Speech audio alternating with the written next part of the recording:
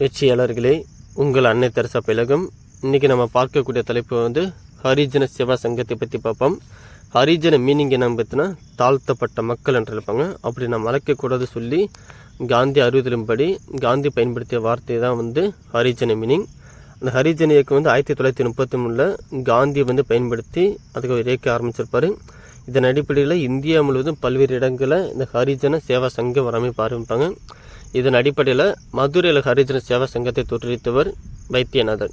அதில் செக்ரட்டரி யார் பார்த்தீங்கன்னா, அந்த செயலாளர் யார் பார்த்தீங்கன்னா நம்ம கோபாலசாமி. ஓகே, எதுக்கு இந்த இயக்கம் ஆரம்பிக்கிறான்னா, மதுரை மீனாட்சி அம்மன் கோவில் வந்து தாழ்த்தப்பட்ட மக்களுக்கு நுழைவதை தடுக்கப்பட்டது. அதன் அடிப்படையில் போராட்டம் நடத்தினாங்க. பின்னாட்களில் 1939 ராஜாஜி ஆட்சி காலத்தில்